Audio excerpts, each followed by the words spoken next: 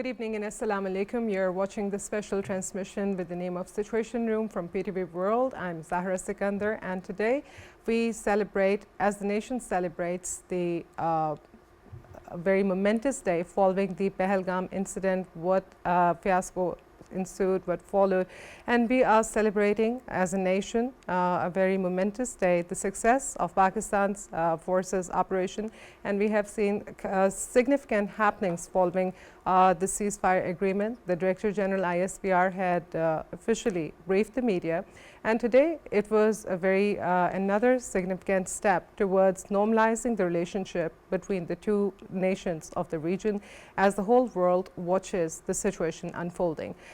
Today, the Director General military operations of both the countries held meetings, and it is seen as the first step. And there were statements that have been followed by both the countries, and especially from the Prime Minister Narendra Modi. He stated that he still considers himself in the state of war, rather he considers the state of India in the state of war.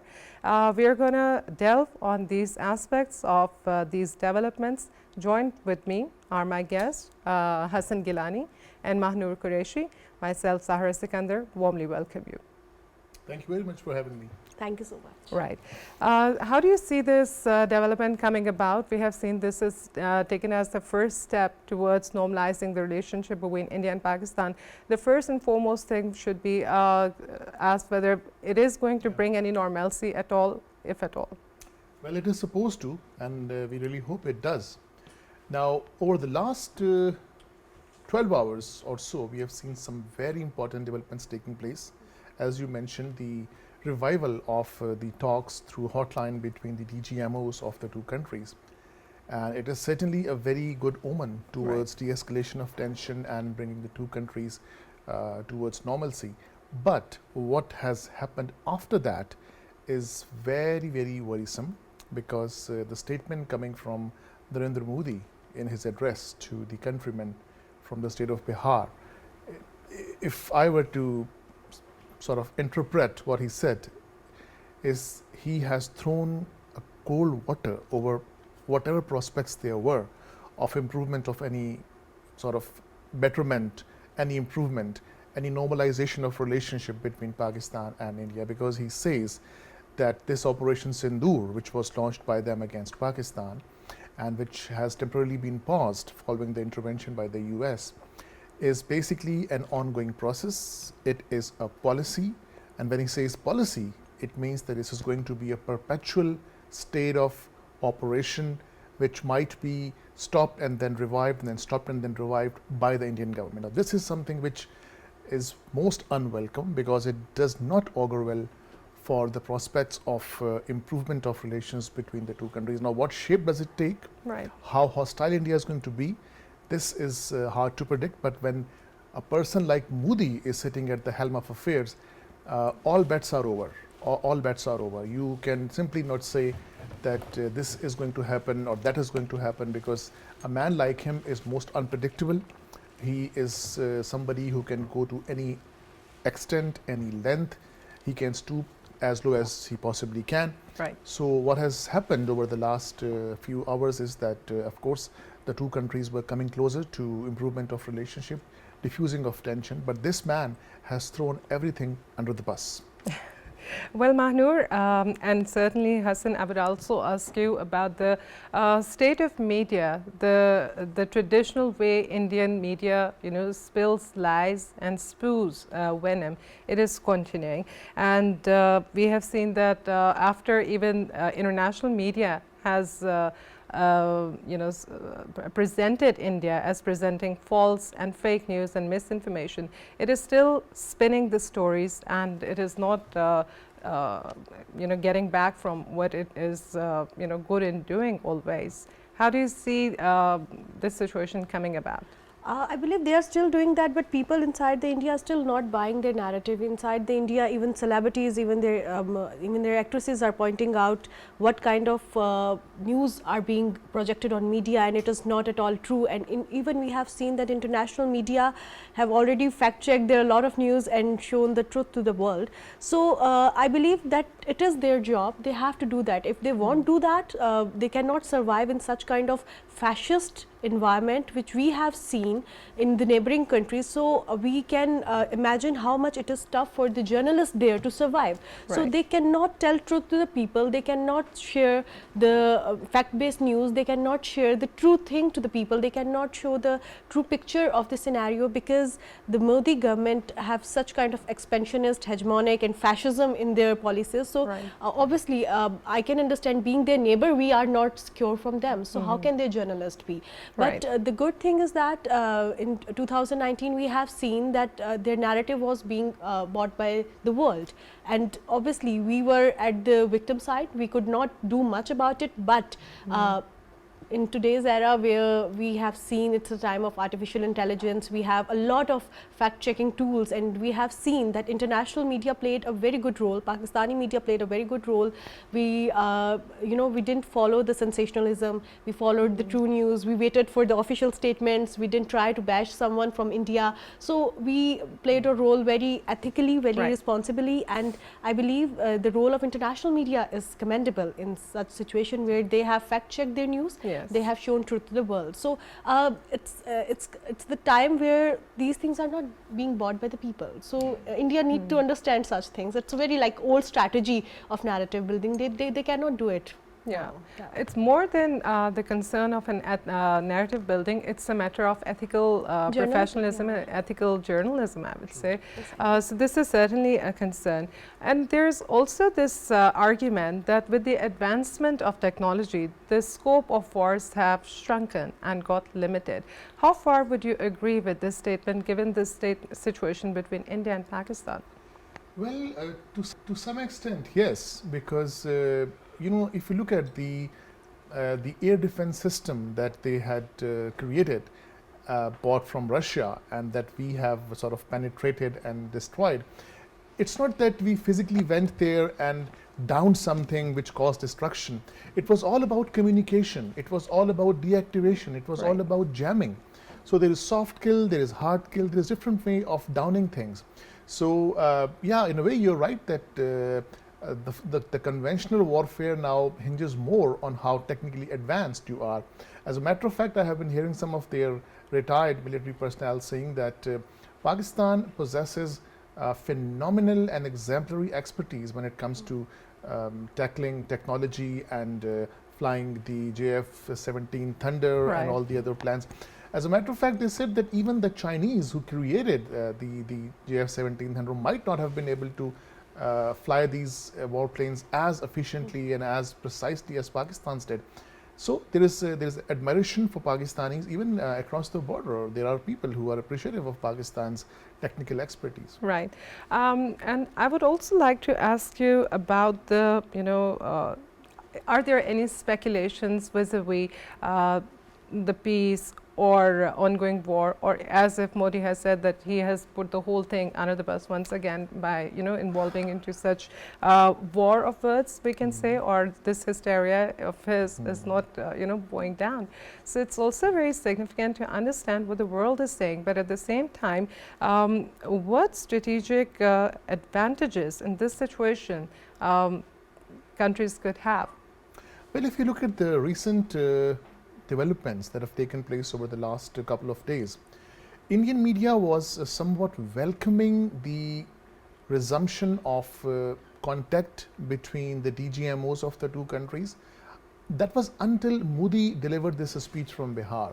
Before that, I have been following their media, and they were sort of supporting the efforts on the part of India and Pakistan to diffuse tension, and they were hoping that this would herald the desired results. But things all of a sudden changed when we saw this speech coming from Modi, and this speech came after he held an important meeting with all the notables of his government, including Ajit Doval and then Jaishankar and Rajnath Singh and all the other people there. Right. Amit Shah. So the statement that has come from him might change or completely alter the course of the way or where the relationship between the two countries was headed to. Right. Because his, at this critical juncture, saying that Pakistan is sponsoring terrorism, his oft-repeated accusation, which is absurd, absolute nonsense. But look at the kind of criticality that we are passing through. I mean, it's such a crucial time when India and Pakistan were just on the brink of war. As a matter of fact, they still are, according to some experts. Right. But while there are efforts to diffuse that, this man all of a sudden says that, you know, Pakistan is promoting terrorism and we will sort of eradicate terrorism from Pakistan. So such hawkish statement, such hostile statement, such dangerous statement coming from the head of the government, Mr. Modi. And by the way, it is interesting that he was so conspicuous by his absence. I mean, I was wondering, where is he? Why is he not at the forefront, unlike our leaders? See, there is a war between the two militaries. At the same time, there is a war of optics.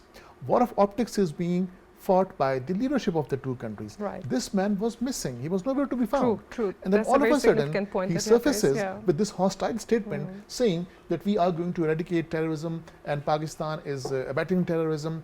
Now, it is such a paradox, Zahra, that all the accusations that he is leveling against Pakistan actually should be targeted to his own self, his own government. This man who is known as the butcher of Gujarat, as a mass murderer, as an international terrorist, he was banned in several important world capitals until recently, is accusing Pakistan of terrorism. This is like, you know, a pot calling a kettle black. Yeah, So like it's very, it's flabbergasting. True. Who is to be blamed more? Who, you know, tarnished, disappointed between the two? The Indian military disappointed its political leadership, or the political leadership of India disappointed I believe both disappointed each other, and the civilian leadership disappointed the world as well, because Modi is he is not a credible person. He is frustrative, he is aggressive, but he is not consistent. He want to be a greater regional power, but he don't know how to be that. So we should know that the best thing about that is few of their military person knows that they are not well equipped to fight in the region. They are not well equipped, and they cannot bear the repercussions of full-fledged war with a neighbor that is a nuclear power. So I believe one thing we should need to understand, that it's a pause, it's a temporary gap, it's not the end of the war. Exactly. Right. The bone of contentions are there. So bone of contentions are, first of all, our Kashmir issue. Most of our wars occur due to Kashmir issue. The hydro warfare, the water issue, and the most importantly, state-sponsored terrorism by India in Pakistan. We cannot ignore it. It is disturbing our peace. It is disturbing our economic stability, and we are dealing with the accusations from India being the victim of proxies. So I believe these three things should be addressed, and and the situation is like a bit confusing. We don't know what actually Modi wants. It's a pause. They want ceasefire. They approached US for that. They have seen our power. They see that they have already seen that we can forcefully retaliate. We have power for that, and we did that. We did a very good counter strike, and we have shown to the world, we have shown to the region that we have the technology and we have the strategy as well, and we have a good leadership behind that. But the issue is that on one side they are approaching US for the negotiations, for the ceasefire. They are hoisting white flags. On the other side, they are, you know, doing such kind of things, and so I believe he is a bit confused, and he has like embarrassed his whole nation in front of world, which we have already seen. So I need, I believe that the DGMOs of both states should, you know, now play their role responsibly, and they have to talk to such kind of issues which are the bone of contention between the two states. The Kashmir issue was a bit ignored after 2019, after the abrogation of Article 370 and 35 in Kashmir. Pakistan only Pakistan highlighted that issue, not the international media. But it's a very good time for us when international media is highlighting the Kashmir issue, because that's the biggest bone of contention between the two states. I think it has already been raised by United States, and a statement coming from the US President has its own weight when it concerns to, you know, changing the dynamics should take of the global advantage politics. of this time. And yes, yes, you have raised an important thing over here. You said an important thing, that communication channels should remain open between the two countries. This is certainly very important. But we also see the nation is celebrating, and rallies were held in wake of Yawm-e-Tashakkur, which is being celebrated by Pakistan. And rallies are being carried out across Pakistan, across different cities. And people are very confident. There is a wave of spirit and excitement, and this is contributing to the confidence not only of to the people, but certainly watching this, there's Director General ISPR, yesterday he also thanked the people. How do you see these celebrations adding to the confidence? This is a very simplistic kind of a thing to say. Naturally it makes people very happy, but globally, and especially given the venomous enemy adversary like India, what challenges do you think it may hatch for Pakistan? Well, Pakistanis have reasons to be elated. Pakistanis have reason to be joyous. Pakistanis have reasons to rejoice their victory, because we have established our dominance, we have established our prominence, we have established the fact that we are stronger than you when it comes to conventional warfare. So, I mean, it's good to be seeing Pakistani people celebrating that. But having said that, let's also not forget the fact that Zahra, the worst might still not be over. Because the situation is still very grim, it's very volatile. With Modi being in power, all bets are off. All bets of peace can be off, because this man can do anything. And let me just put it in this way, that the clouds of tension or the clouds of war might have subsided, but they haven't gone away forever. They might return. When? It can be anybody's guess. But the kind of vibes that are coming, or the kind of postures and overtures that are coming across from Modi, are very worrisome and very concerning, especially given the fact that he has indicated that the Sindoor operation has not been stopped. It is ongoing, and it is a part of their policy, and we will continue to do that until and unless, in his words, the menace or the scourge of terrorism is eliminated. Of course, he was putting to Pakistan, despite the fact that this shameless man does not really carry his own self-retrospection of who he is and what's his background and what he has been doing to foment terrorism and sponsor terrorism in Pakistan. But he still has the audacity to accuse Pakistan of terrorism. He doesn't even blush when he accuses Pakistan of terrorism. That's a shameless thing on his part. But we have to keep in mind that we are dealing with a very frantic and a very petrified adversary, which is India, led by Narendra Modi. So the next couple of weeks, maybe a couple of months, might bring something which might not be very welcome for Pakistan, but at the same time, we are very complacent with the fact that we have a very brave and a very resilient and a very committed armed force, which has made us proud on several occasions, including the one that we recently did, like downing 10 aircrafts, downing more than 80 drones, killing more than 80 armed forces personnel, destroying umpteen number of posts on the LOC, destroying the brigade headquarters. What else do we want? Right.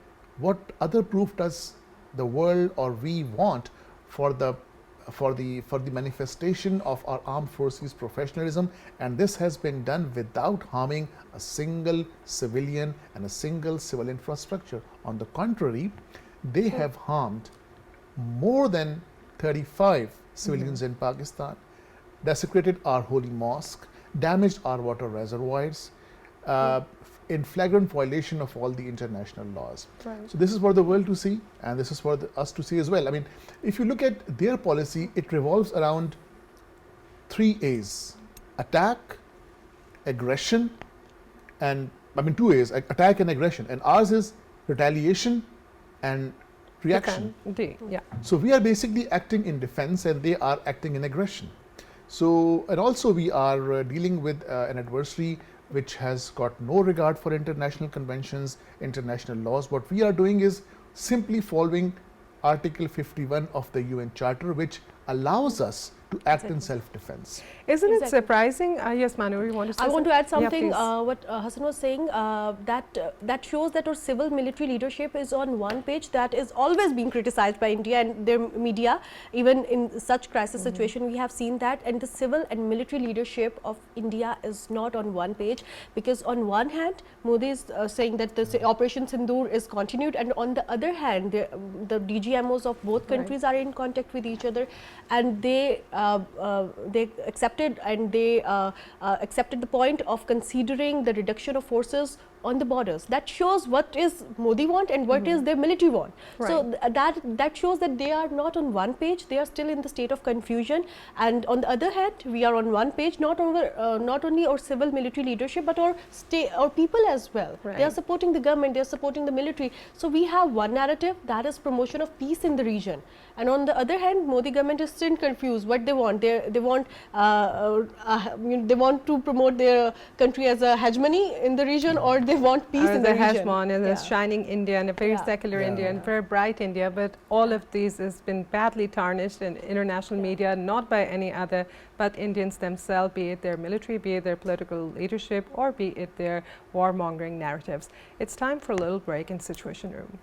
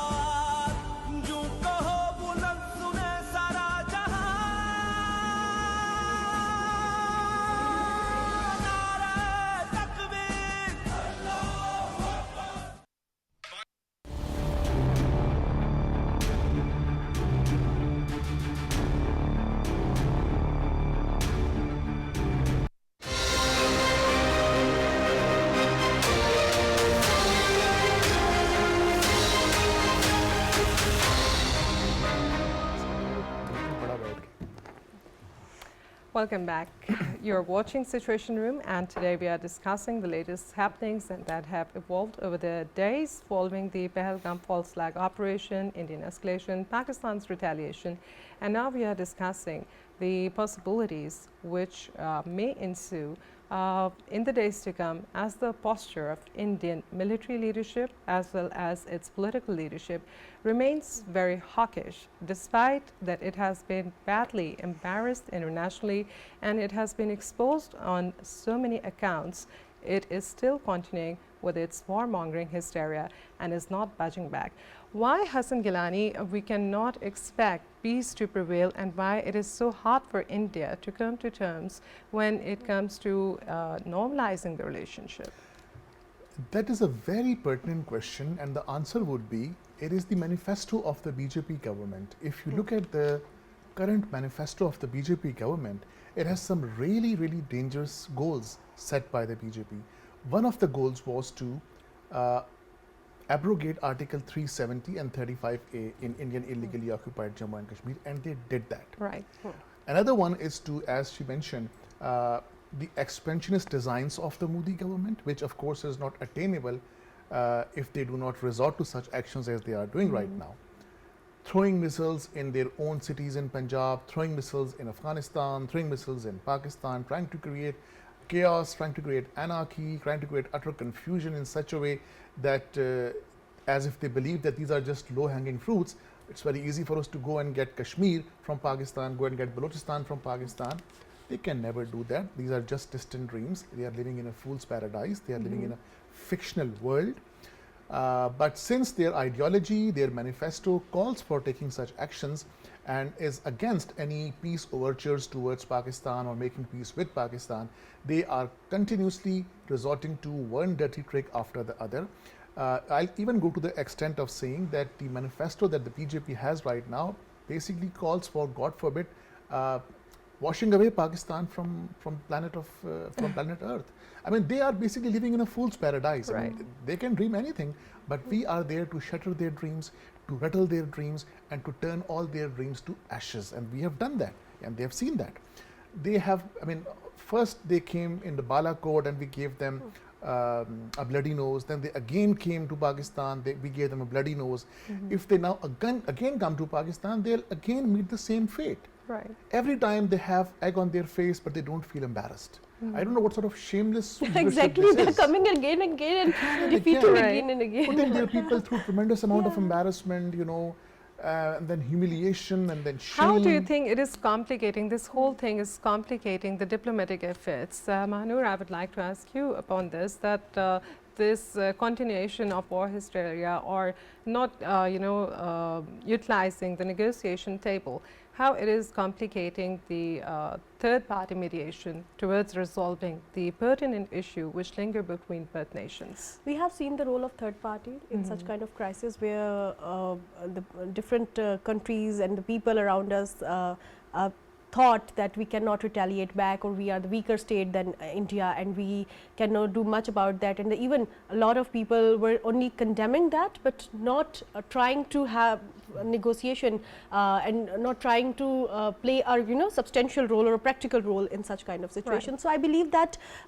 there are few states who stood by us, but now issue is that the Pakistan need to safeguard its relationship with such kind of with the states who are supporting Pakistan, because there are trends, there are campaigns in India to boycott such states for tourism or for exchange programs who are supporting Pakistan.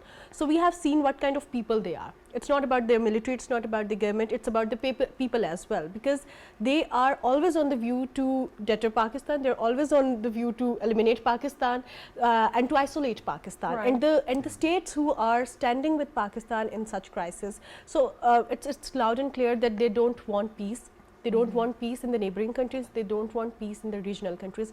But the responsibilities, I believe responsibility lies in the other states, especially the neighboring states, which didn't play their role much, and that's quite disappointing as well. On the other side, we have few states who stood by us in this tough time, but we need to safeguard our relations with them as well, because we know the policies of Modi government, and Pakistan is not only the target of Modi government, these states are also. Right. Not only the government is targeting them, but their people are also targeting them, trying to economically isolate them, trying to start campaigns against them about their tourism sector, about their education sector. So that's a quite challenging situation for Pakistan. On one hand, we have shown the world that we can secure our sovereignty, we can secure our borders, but on the other hand, we have to show to the world that we should secure or allies as well. In other words, you are saying it's very important for any country, given the neighborhood like India, that it should build its defense capabilities more and more. We have built our defense capabilities. We have, imbibed new technology as well. While dealing with a lot of internal issues, we have imbibed the technology. But I believe while living with a neighbor like India, we need to build strong diplomatic relationship with the regional powers as well, with the global powers. I would like to, disagree a little bit over here, not on the point that we should be building our defense capabilities, but on the very point that not because of the neighbor, but it should be the part of any state to secure their defense and all those things, because on one side it is also contributing to the imbalance in the existing world order, in the existing balance of power, and there is a fine tune or fine line of equilibrium of these states, right? It is not only limited to the balance of power, but of the equilibrium. I believe you're right for the states in South Asia, but if we look at the developed world, there is no need to build such kind of defensive. We need to build each other's economy. We need to have collaborative efforts to build each other, because there are a lot of things India and Pakistan need to fight together, like climate change, like poverty. We have a lot of issues, but we are not focusing on that, because we are at a very important strategic location, and our neighbors are not mature enough to understand the severity of situation. So I believe, yes, you are right in one case. Right. Hassan, your take on this? See, I have this feeling, I don't want to sound pessimistic, Zahra, but I have a feeling that with this man in power, any chance of peace or long-term stability in the region is out of the window. No matter Yeah. how hard Pakistan try, no matter how sincere Pakistan might be, the thing is that this man is hell-bent upon disturbing peace, creating anarchy. This man is thirsty for blood, and no matter how many lives are lost, his thirst of blood is never quenched. Right. If you look at the Gujarat massacre, there were about 1,000 people died, killed as a result of the clashes and then communal riots between Muslims and Hindus, and this man is not happy with that. I mean, happy with the loss of lives. Then this Samjhota thing happened, and then this Uri thing, and then this Pulwama thing, then this Pahalgam thing. One after the other terrorist incidents are taking place, and this man is continuously conspiring against Pakistan, continuously hatching conspiracies against Pakistan.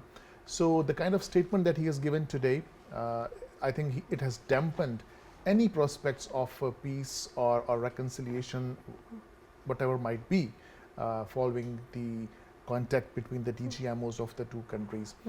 If you recall last night's press conference by the DGISPR, he very categorically said that Pakistan is open to peace with India.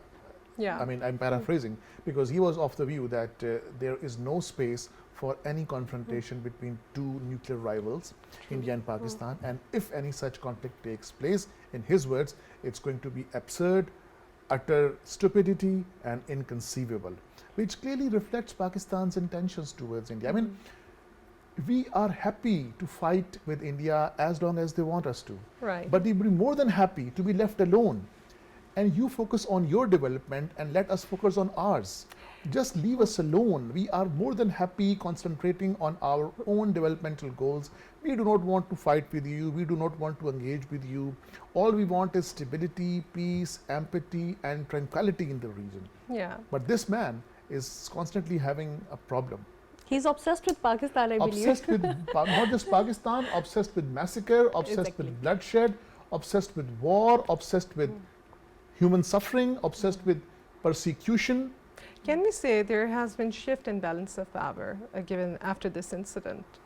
Well, yeah, in a way, yes, because India has learned its lesson. India has learned its lesson the very hard way. As a matter of fact, it's interesting. I'm glad you brought that up.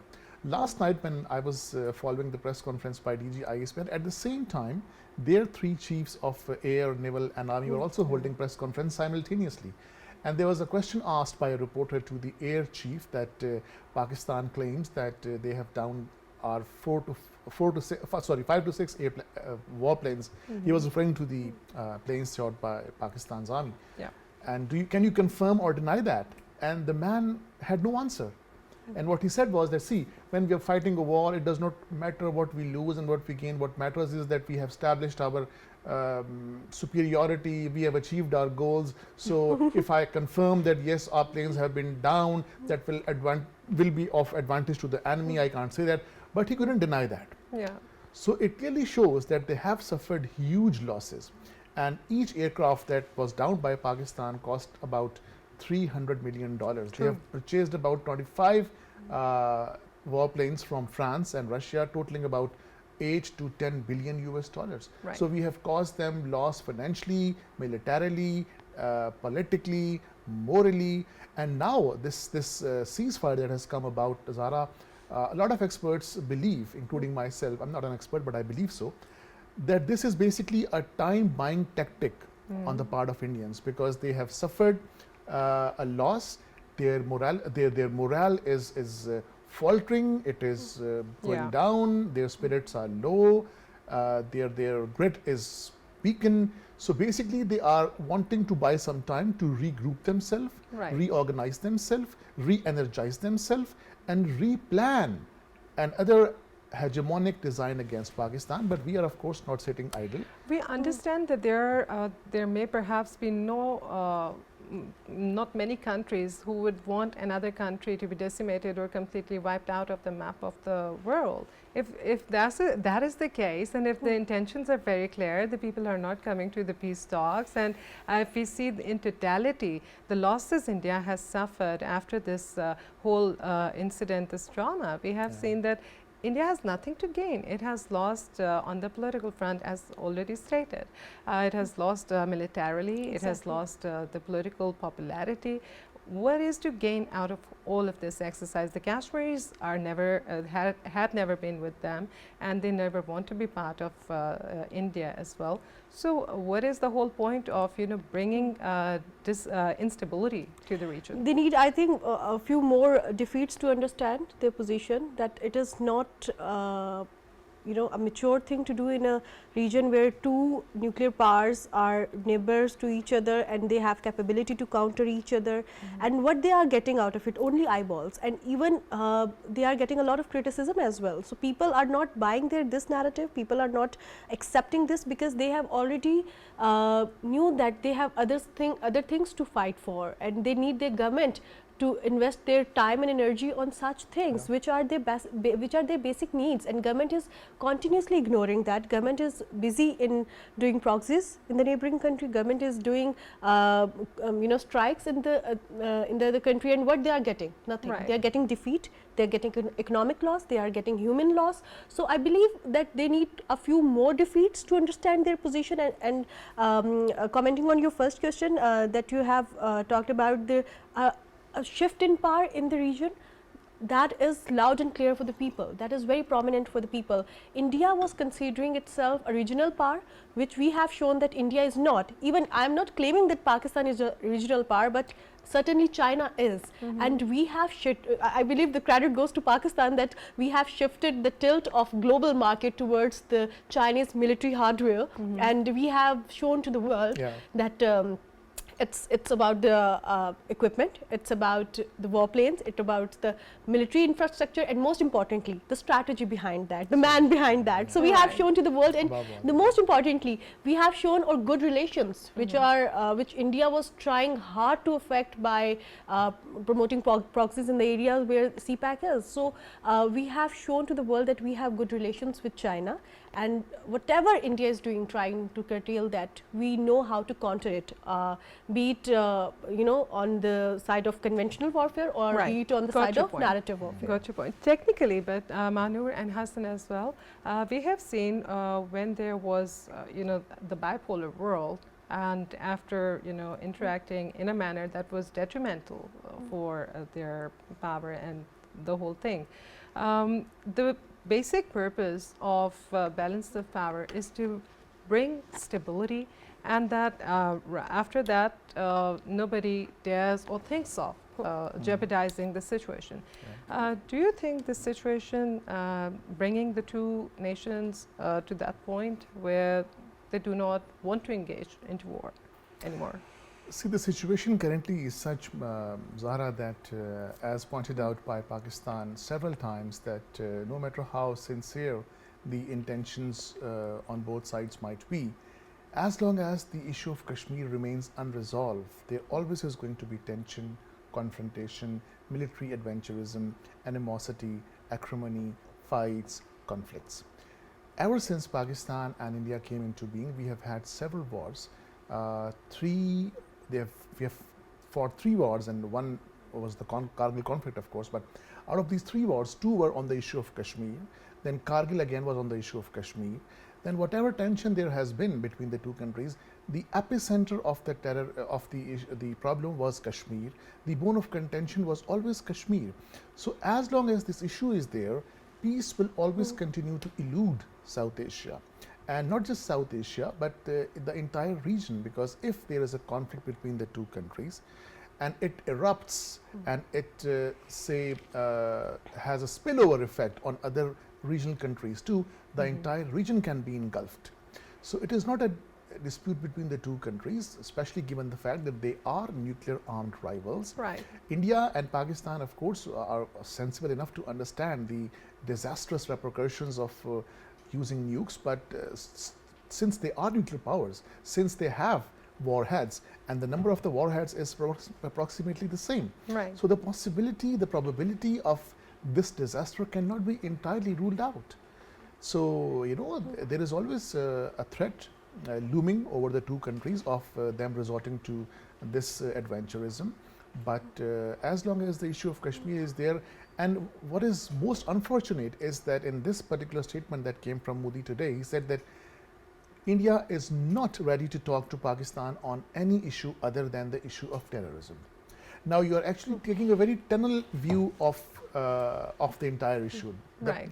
larger picture says that the issue of terrorism, if has to be resolved, has to be looked at in a broader context. True. There are several issues. There are things that India is doing to destabilize Pakistan. Of course, it's an open secret. Who doesn't know the raw, murky contact and relations with the Baloch Liberation Army?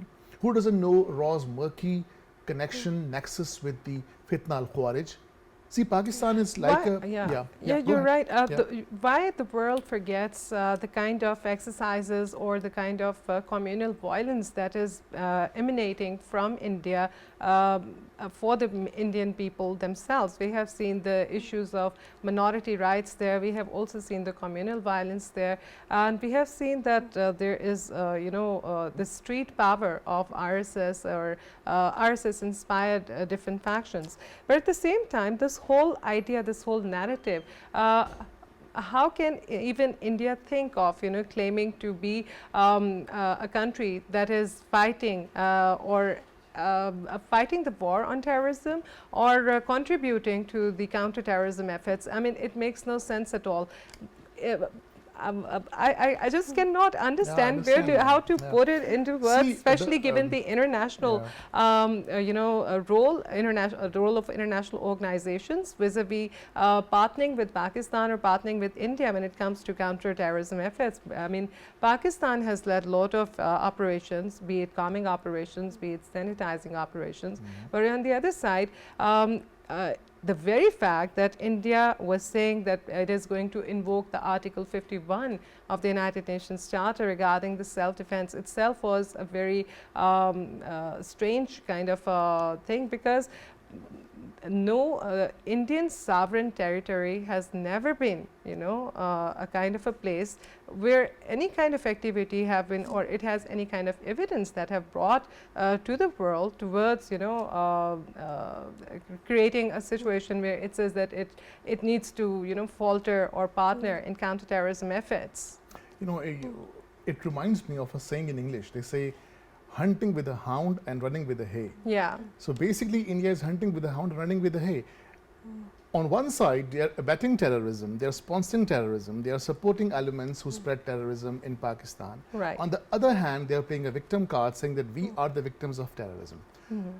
What sort of paradox, what sort of hypocrisy is this? I mean, it is an open secret that Hardeep Singh Nijjar was killed on the Canadian soil by the Indian intelligence agents. Right. And as you said, that why the international community is not reacting, well, some world capitals have shown the spine They have. of giving India an earful. And the way the Canadian Prime Minister responded to this action, he scorned India, he scolded India, and he snapped all diplomatic ties with India. So India did have a peace of mind from the Canadian government, but for some reason, a lot of important capitals are also having a tilt towards India. I mean, at one point, Modi's entry was banned in the US because of his tainted past, and then we saw not recently, just a couple of years back, that he had a chance to go to the US and he addressed the joint session of the Congress. So what makes the world leaders change their policies and their perceptions? All of a sudden, overnight, he becomes a blue-eyed boy of the West. At one point, he was being loathed, he was being criticized, and then all of a sudden he becomes so dear to the Western world. So, this is basically but hypocrisy on the part of the international community. Right. But for some reason, India's maneuvering, India's lobbying is also working. Right. And because of the fact that India is a rising economy, India offers a lot of business opportunities to the Western capitals. The Western capitals cannot afford to annoy or offend India, is also what is serving as an excuse for India, or as an emboldenment for India to resort to such acts that they have against Pakistan. So Indian economy is also run by underworld. We know that their film industry is We being are going sponsored to by the speak underworld more, but as it's well. time for a little break in this transmission. There are headlines coming up on PTV World. Stay watching, stay tuned.